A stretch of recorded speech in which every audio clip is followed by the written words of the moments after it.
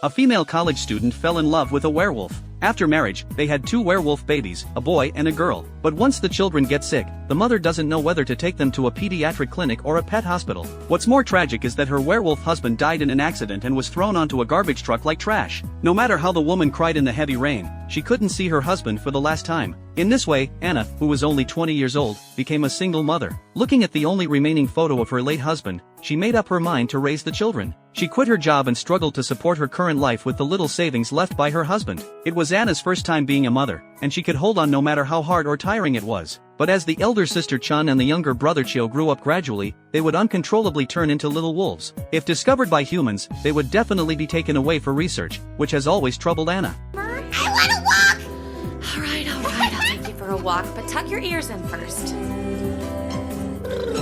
There, that's a good girl. Unexpectedly, on the way for a walk, Chun almost got into a fight with the dog by biting. This scared Anna a lot, and she quickly took the children away from there. After this incident, she chose not to take the children to the park anymore. However, once night falls, the children would howl like wolves, which led to complaints from neighbors. The landlord thought she was keeping pets and warned her to deal with it or move out immediately. This couldn't go on. The descendants of werewolves are destined not to survive in the human city. Soon after, Anna made a decision. To provide a safer living environment for the children, she resolutely moved to the countryside. The agent took Hua, Anna, to a remote old house. The house was in disrepair for years, and everything looked so dilapidated. Fortunately, water and electricity were available. If one wasn't afraid of wild animal attacks, they could grow vegetables for self-sufficiency. What made Hua most satisfied was that there were no residents within hundreds of meters around, so she no longer had to worry about being complained about by others. It was obvious that Chun was very satisfied with this place. It was like she had released her natural instincts, and she was full of curiosity about everything in nature. On the contrary, Chio was just the opposite. He was afraid of bugs and only wanted to go back to the city.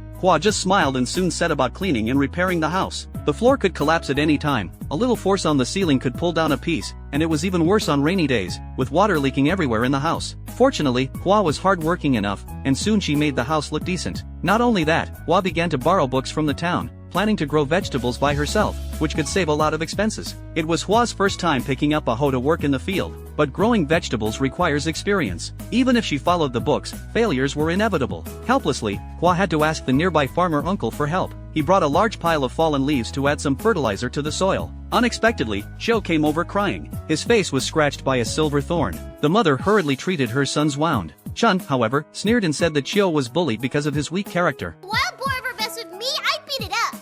Have you run into one? Uh-huh. And a mountain goat and a monkey. But I wasn't a big fraidy cat. They ran off when I barked. After this incident, Anna began to think, how should werewolves grow up?